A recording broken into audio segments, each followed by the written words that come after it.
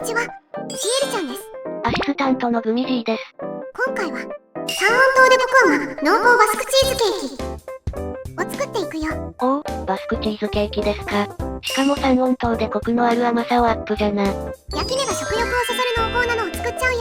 まずは型の準備をしちゃいます。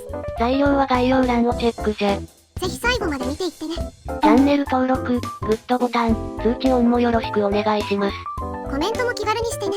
応援してもらえるとシエルちゃんが嬉しくなります。クッキングペーパーを型より少し大きめに切ったら、一度濡らします。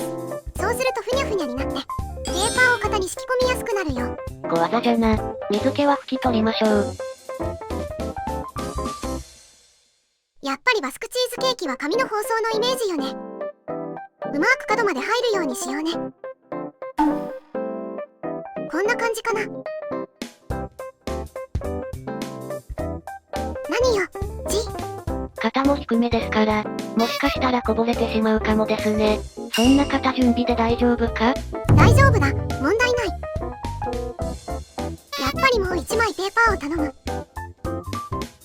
念のために二重にしときます。これで OK。では生地に参ります。クリームチーズをほぐすよ。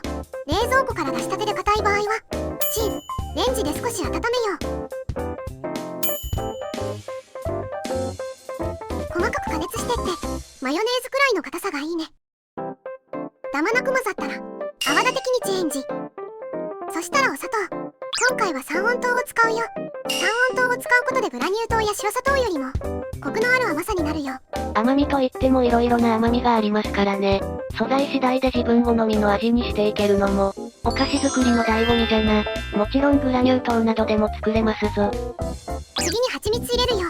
これもコク要素だね。蜂蜜を入れることでしっとり、コク感が増すよ。そしてお塩。甘みを際立てるための塩味なのだ。相対効果ってやつですな。次にコーンスターチ。薄力粉より柔らかく固まるよ。ない人は薄力粉より片栗粉の方がより近いかな。固めの食感が好みの方は薄力粉をふるって使ってみましょう。そしたら全卵をドーンドーン2個入れてシャカシャカシャカシャカしっかりつなぎ合わせようね。そして生クリーム贅沢に使っちゃうわよ。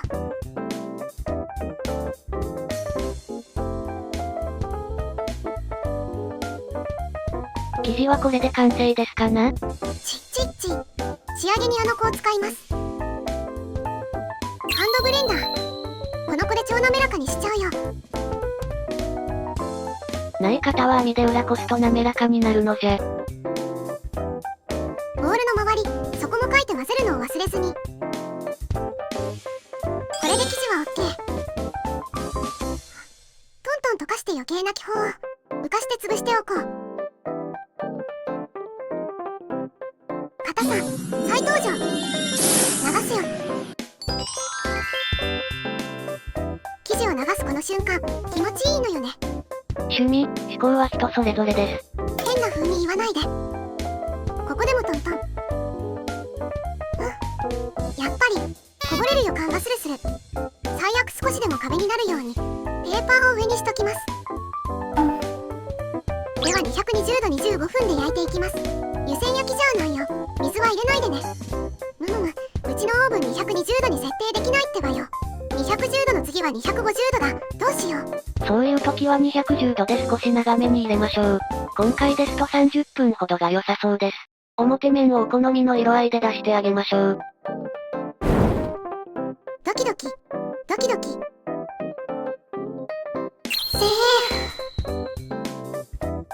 セーフなのか？溢れなかったから私の勝ちです。みんなはもっと高さがある方か。分量を調整しよう。でもここから焼き縮むよ。それに分厚めに作った方が中がとろりとしますからね。粗熱を取ります。おー、なんかいい感じに落ち着いた。私の勝ちです。何と戦ってるんですか？美しい。では冷蔵庫で半日くらい、中心までしっかり冷やすよ。冷やしたら、完成。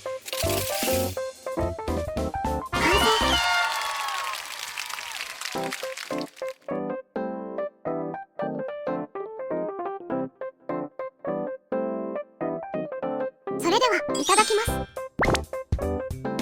美味しい。おー、濃いチーズの風味と味わい深いコク、圧倒的満足感。やっぱり三温糖と蜂蜜でコクをマシマシにした効果ね。濃厚だけど後味はくどくない。いい矛盾が発生してる。G がいなかったら一人でもペロリといけちゃうかも。わしの分も残してくださいよ。というわけで今回はコクをより引き出したバスクチーズケーキでした。調理工程も混ぜて焼くだけで比較的簡単。ぜひ作ってみてください。次は穂型製ギリギリのトロトロのやつとか作ってみたいね。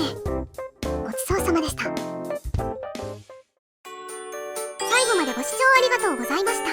動画の感想、作ってみた感想もいただけると嬉しいです。